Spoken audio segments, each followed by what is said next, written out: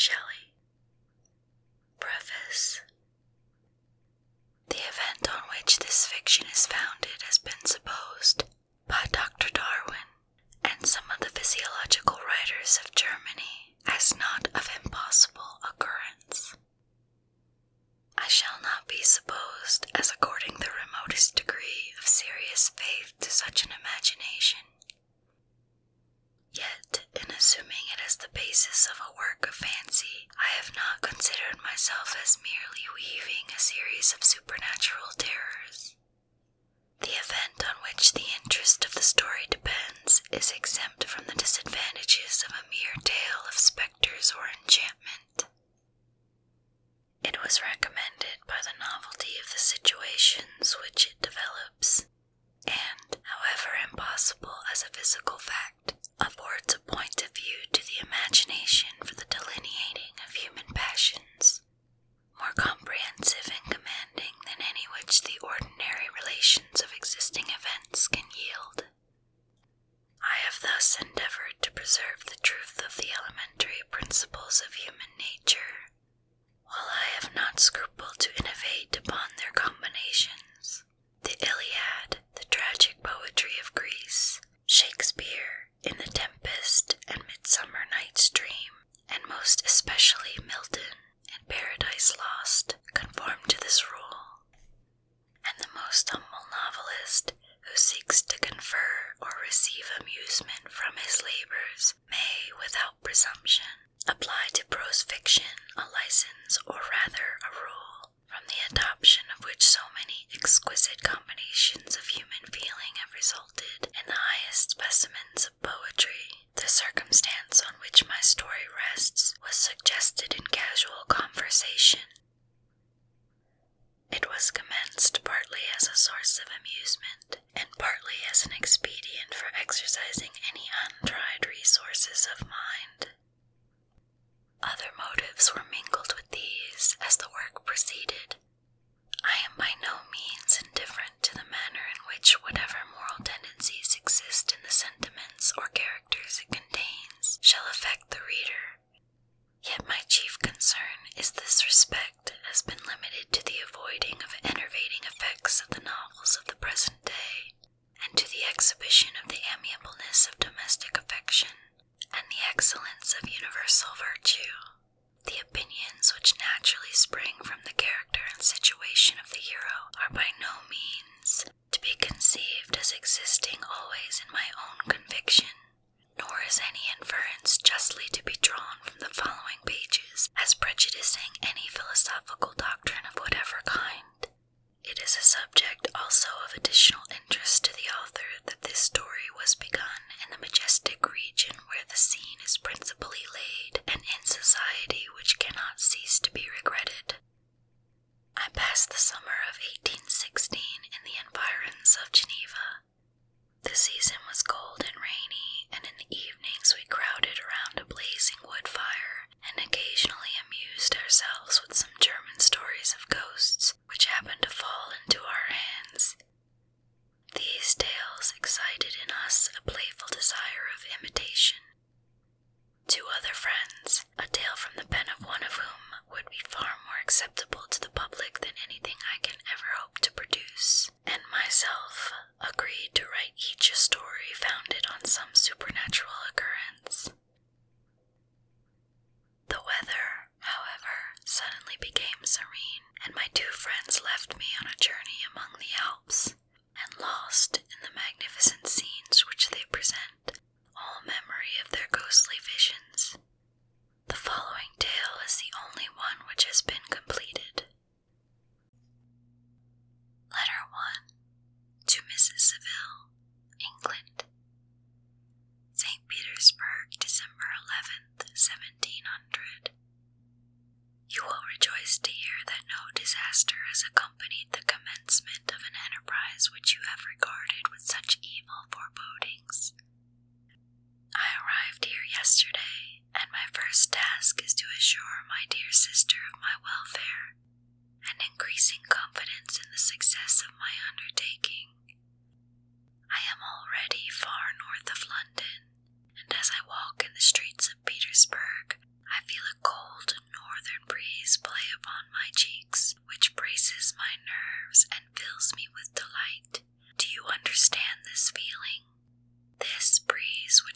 traveled from the regions towards which I am advancing gives me a foretaste of those icy climes. Inspirited by this wind of promise, my daydreams become more fervent and vivid. I try in vain to be persuaded that the pole is a seat of frost and desolation. It ever presents itself to my imagination as the region of beauty and delight. There, Margaret, the sun is forever visible, its broad disk just skirting the horizon and diffusing a perpetual splendor. There, for with your leave, my sister, I will put some trust in preceding navigators. Their snow and frost are banished, and sailing over a calm sea, we may be wafted to a loud surpassing in wonders and in beauty every region hitherto discovered on the habitable globe. Its productions and features may be without example, as the phenomena of the heavenly bodies undoubtedly are in those undiscovered solitudes. What may not be expected in a country of eternal light? I may there discover the wondrous power which attracts the needle, and may regulate 1,000 celestial observations that require only this voyage to render their seeming eccentricities consistent forever. I shall satiate my ardent curiosity with the sight of a part of the world never before visited, and may dread a land never before imprinted by the foot of man. These are my enticements, and they are sufficient to conquer all fear of danger or death, and to induce me to commence this laborious voyage with the joy a child feels when he embarks in a little boat with his holiday mates on an expedition of discovery up his native river. But supposing all these conjectures to be false, you cannot contest the inestimable benefit which I shall confer on all mankind to the last generation, by discovering a passage near the pole to those countries to reach which at present so many months are requisite, or by ascertaining the secret of the magnet which, if at all possible, can only be effected by an undertaking such as mine.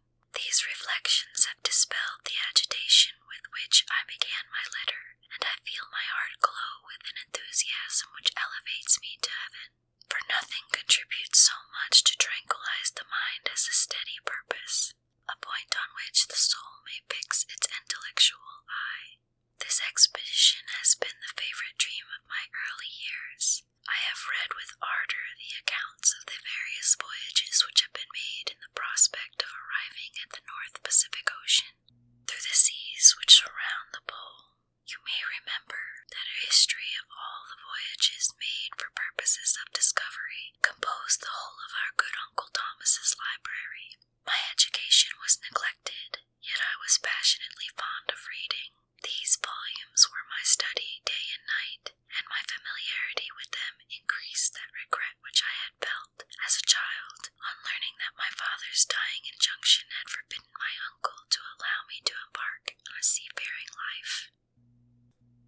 These visions faded when I perused for the first time those poets whose effusions entranced my soul and lifted it to heaven. I also became a poet, and for 1 year lived in a paradise of my own creation. I imagined that I also might obtain a niche in the temple where the names of Homer and Shakespeare are consecrated. You are well acquainted with my failure, and how heavily I bore the disappointment, but just at that time I had inherited the fortune of my cousin, and my thoughts were turned into the channel of their earlier bent. 6 years have passed since I resolved on my present undertaking. I can, even now, remember the hour from which I dedicated myself to this great enterprise. I commenced by inuring my body to hardship. I accompanied the whale fishers on several expeditions to the North Sea.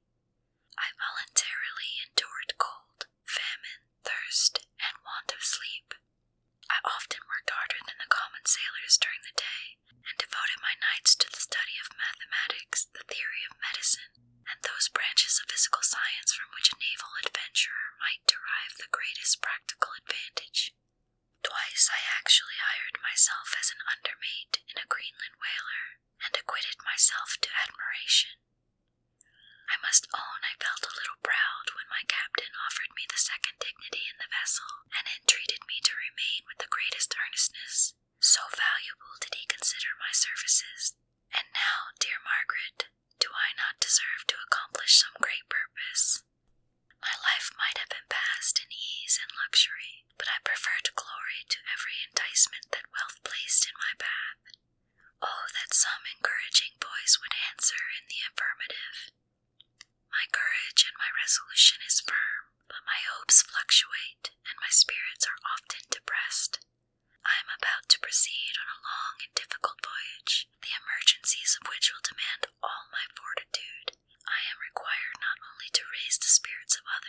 but sometimes to sustain my own when theirs are failing. This is the most favorable period for traveling in Russia. They fly quickly over the snow in their sledges. The motion is pleasant and, in my opinion, far more agreeable than that of an English stagecoach. The cold is not excessive if you are wrapped in furs, a dress which I have already adopted. But there is a great difference between walking the deck and remaining seated, motionless for hours, when no exercise prevents the blood from actually freezing in your veins. I have no ambition to lose my life on the post road between St. Petersburg and Archangel. I shall depart for the latter town in a fortnight or 3 weeks, and my intention is to hire a ship there, which can easily be done by paying the insurance for the owner, and to engage as many sailors as I think necessary among those who are accustomed to the whale fishing. I do not intend to sail until the month of June, and when shall I return? Ah, dear sister, how can I answer this question? If I succeed, many, many months, perhaps years, will pass before you and I may meet. If I fail, you will see me again soon, or never. Farewell, my dear, excellent Margaret. Heaven shower down blessings on you, and save me, that I may again and again testify my gratitude for all your loving kindness. Your affectionate brother, R. Walton. Letter 2. To Mrs. Seville, England, Archangel, 28th, March 1700. How slowly the time passes here, encompassed as I am by frost and snow. Yet a second step is taken towards my enterprise. I have hired a vessel, and am occupied in collecting my sailors. Those whom I have already engaged appear to be men on whom I can depend, and are certainly possessed of dauntless courage. But I have one want which I have never yet been able to satisfy, and the absence of the object of which I now feel as a most severe evil. I have no friend, Margaret. When I am glowing with the enthusiasm of success, there will be none to participate my joy. If I am assailed by disappointment, no one will endeavor to sustain me in dejection.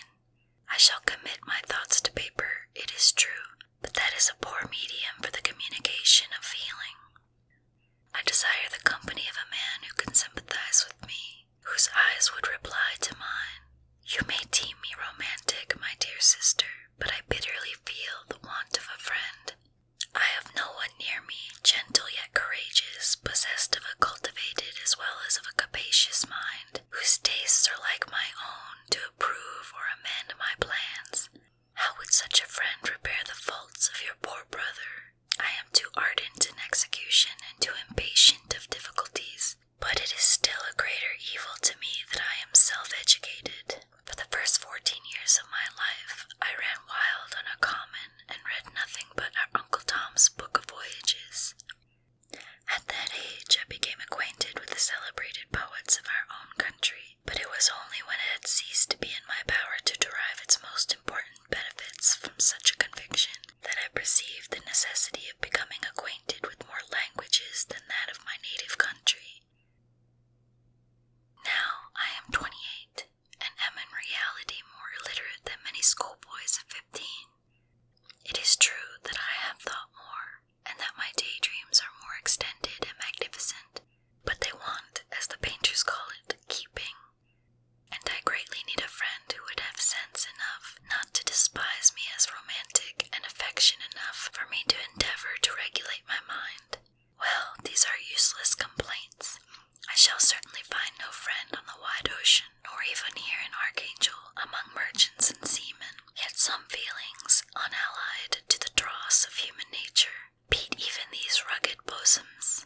My lieutenant, for instance, is a man of wonderful courage and enterprise. He is madly desirous of glory. He is an Englishman, and in the midst of national and professional prejudices, unsoftened by cultivation, retains some of the noblest endowments of humanity.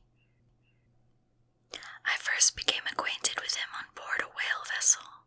Finding that he was unemployed in the city, I easily engaged him to assist in my enterprise. The master is a person of excellent disposition, and is remarkable in the ship for his gentleness and the mildness of his discipline. He is, indeed, of so amiable a nature that he will not hunt, a favorite and almost the only amusement here, because he cannot endure to spill blood. He is, moreover, heroically generous. Some years ago he loved a young Russian lady of moderate fortune, and having amassed a considerable sum in prize money, the father of the girl consented to the match. He saw his mistress once before the destined ceremony, but she was bathed in tears, and throwing herself at his feet, entreating him to spare her, confessing at the same time that she loved another, but that he was poor, and that her father would never consent to the union. My generous friend reassured the suppliant, and on being informed of the name of her lover, instantly abandoned his pursuit. He had already bought a farm with his money, on which he had designed to pass the remainder of his life, but he bestowed the whole on his rival, together with the remains of his prize money to purchase stock, and then himself solicited the young woman's father to consent to her marriage with her lover. But the old man decidedly refused, thinking himself bound in honor to my friend, who, when he found the father inexorable, quitted his country, nor returned until he heard his former mistress was married according to her inclinations. What a noble fellow, you will exclaim. He is so, but then he has passed all his life on board a vessel, and has scarcely an idea beyond the rope and the shroud. But do not suppose that, because I complain a little, or because I can't conceive a consolation for my toils, which I may never know, that I am wavering in my resolutions. Those are as fixed as fate, and my voyage is only now delayed until the weather shall permit my embarkation. The winter has been dreadfully severe, but the spring promises well, and it is considered as a remarkably early season, so that perhaps I may sail sooner than I expected. I shall do nothing rashly. You know me sufficiently to confide in my prudence and considerateness whenever the safety of others is committed to my care. I cannot describe to you my sensations on the near prospect of my undertaking. It is impossible to communicate to you a conception of the trembling sensation, half pleasurable and half fearful, with which I am preparing to depart. I am going to unexplored regions, to the land of mist and snow, but I shall kill no albatross. Therefore do not be alarmed for my safety. Shall I meet you again, after having traversed immense seas, and returned by the most southern cape of Africa or America? I dare not expect such success, yet I cannot bear to look on the reverse of the picture. Continue to write to me by every opportunity. I may receive your letters, though the chance is very doubtful, on some occasions when I need them most to support my spirits. I love you very tenderly. Remember me with affection, should you never hear from me again. Your affectionate brother, Robert Walton. Letter 3. To Mrs. Saville, England, July 7th, 1700. My dear sister, I write a few lines in haste to say that I am safe and well advanced on my voyage. This letter will reach England by a merchantman now on his homeward voyage from Archangel, more fortunate than I, who may not see my native land perhaps for many years. I am, however, in good spirits. My men are bold and apparently firm of purpose, nor do the floating sheets of ice that continually pass us, indicating the dangers of the region towards which we are advancing, appear to dismay them. We have already reached a very high latitude, but it is the height of summer, and although not so warm as in England, the southern gales which blow us speedily towards those shores which I so ardently desire to attain breathe a degree of renovating warmth which I had not expected. No incidents have hitherto befallen us that would make a figure in a letter. One or two stiff gales and the breaking of a mast are accidents which experienced navigators scarcely remember to record, and I shall be well content if nothing worse happen to us during our voyage. Adieu.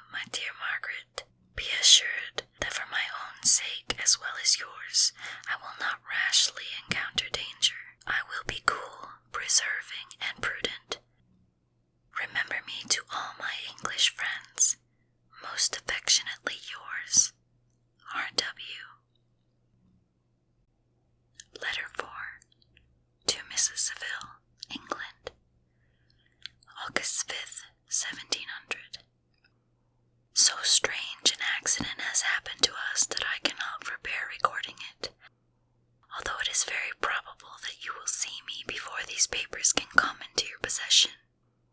Last Monday, July 31st, we were nearly surrounded by ice, which closed in the ship on all sides, scarcely leaving her the sea room in which she floated. Our situation was somewhat dangerous, especially as we were encompassed around by a very thick fog. We accordingly lay to, hoping that some change would take place in the atmosphere and weather. About 2 o'clock the mist cleared away, and we beheld, stretched out in every direction, vast and irregular plains of ice which seemed to have no end. Some of my comrades groaned, and my own mind began to grow watchful with anxious thoughts, when a strange sight suddenly attracted our attention and diverted our solicitude from our own situation. We perceived a low carriage, fixed on a sledge and drawn by dogs, pass on towards the north. At the distance of half a mile, a being which had the shape of a man, but apparently of gigantic stature, sat on the sledge and guided the dogs. We watched the rapid progress of the traveler with our telescopes until he was lost among the distant inequalities of the ice. This appearance excited our unqualified wonder. We were, as we believed, many hundred miles from any land, but this apparition seemed to denote that it was not in reality so distant as we had supposed.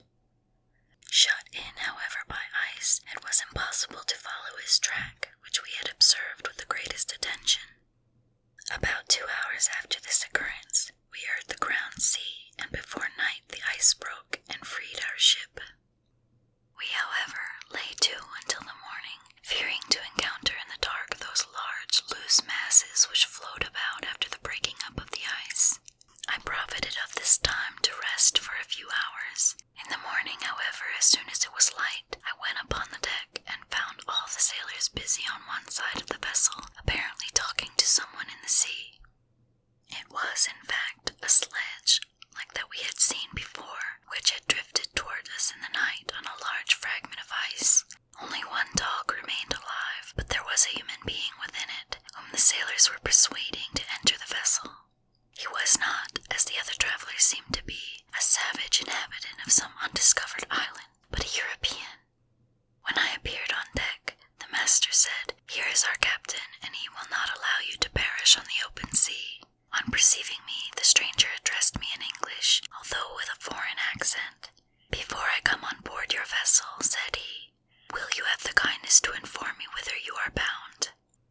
You may conceive my astonishment on hearing such a question addressed to me from a man on the brink of destruction, and to whom I should have supposed that my vessel would have been a resource which he would not have exchanged for the most precious wealth the earth can afford.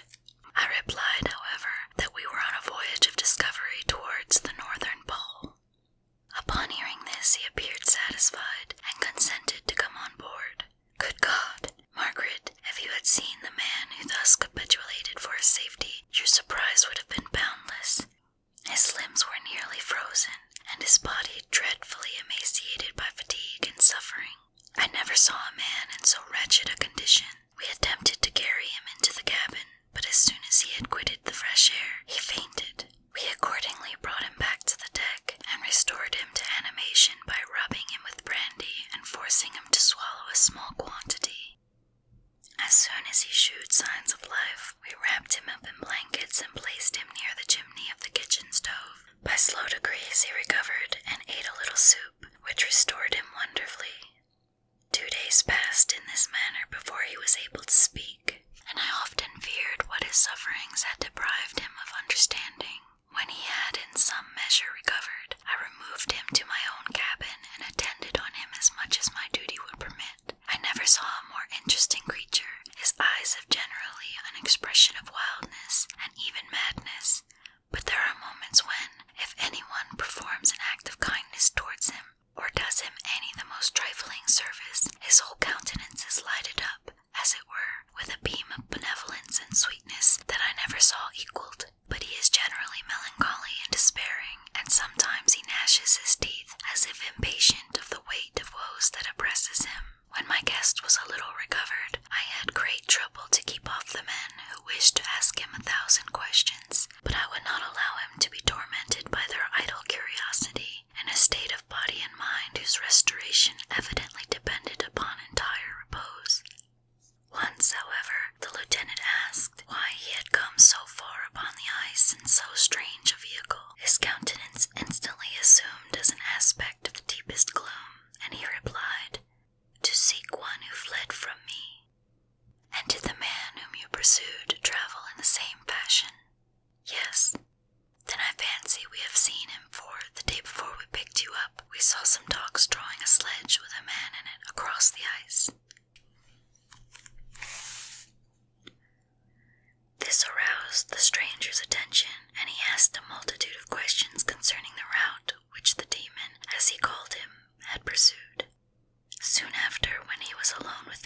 said, "I have doubtless excited your curiosity as well as that of these good people, but you are too considerate to make inquiries."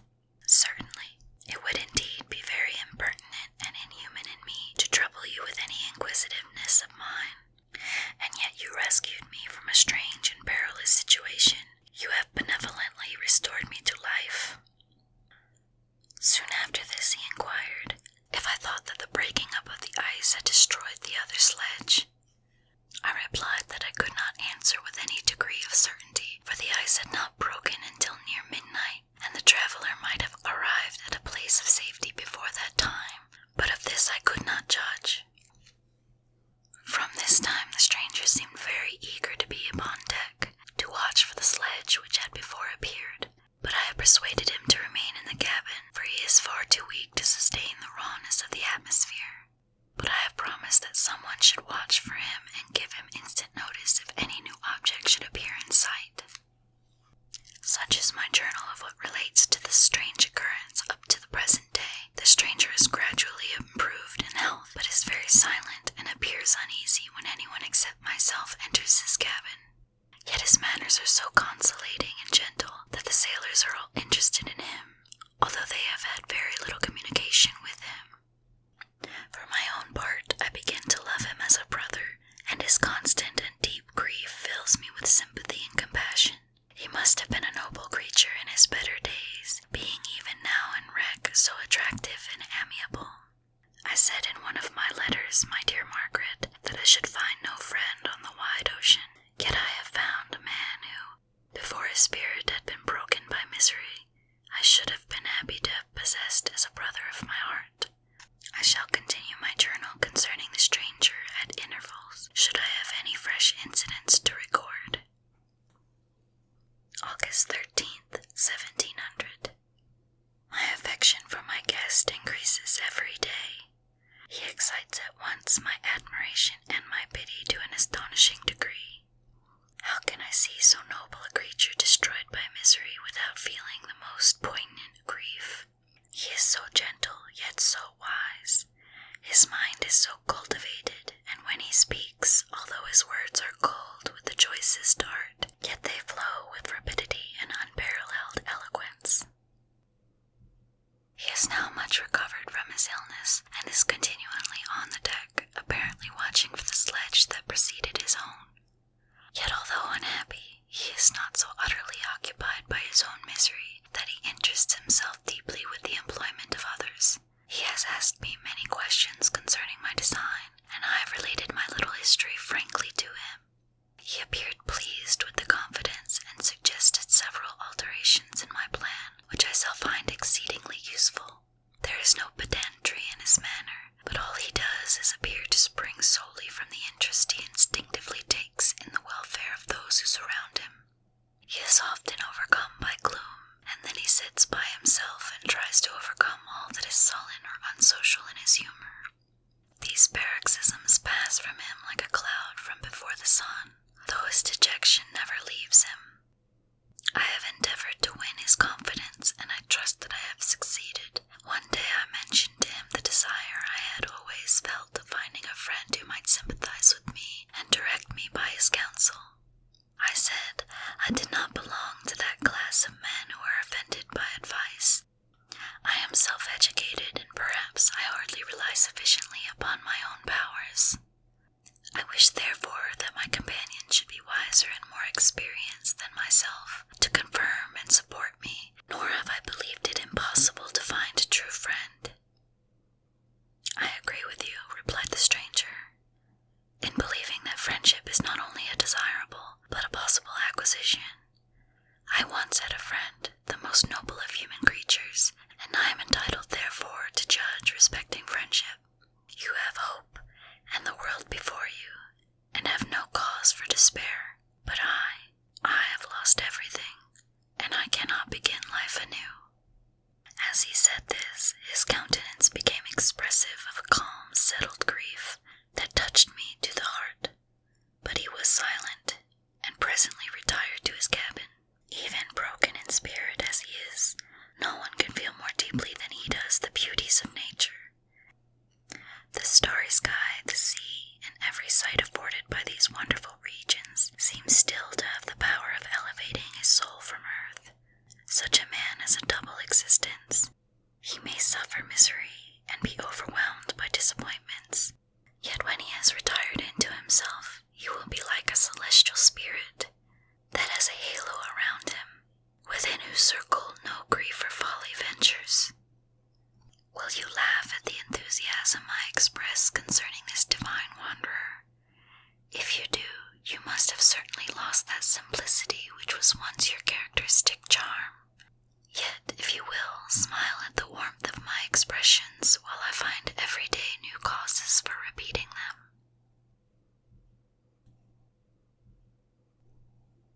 August 19th, 1700.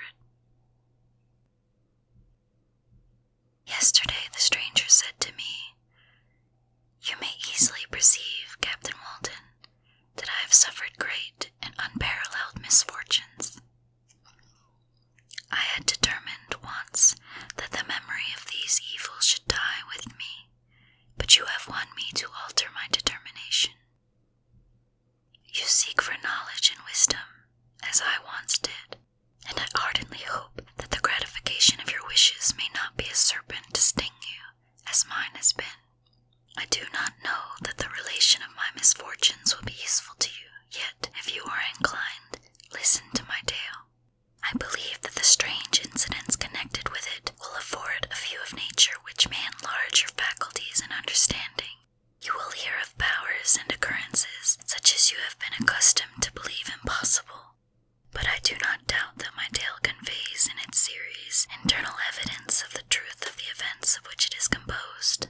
You may easily conceive that I was much gratified by the offered communication, yet I could not endure that he should renew his grief by a recital of his misfortunes. I felt the greatest eagerness to hear the promised narrative, partly from curiosity and partly from a strong desire to ameliorate his fate if it were in my power. I expressed these feelings in my answer. "I thank you," he replied, "for your sympathy, but it is useless. My fate is nearly fulfilled. I wait but for one event, and then I shall repose in peace. I understand your feeling," continued he, perceiving that I wished to interrupt him. "But you are mistaken, my friend. If thus you will allow me to name you, nothing can alter my destiny. Listen to my history, and you will perceive how irrevocably it is determined." He then told me that he would commence his narrative the next day when I should be at leisure. This promise drew from me the warmest thanks. I have resolved every night, when I am not engaged, to record as nearly as possible in his own words what he has related during the day. If I should be engaged, I will at least make notes. This manuscript will doubtless afford you the greatest pleasure, but to me, who know him, and who hear it from his own lips, with what interest and sympathy shall I read it in some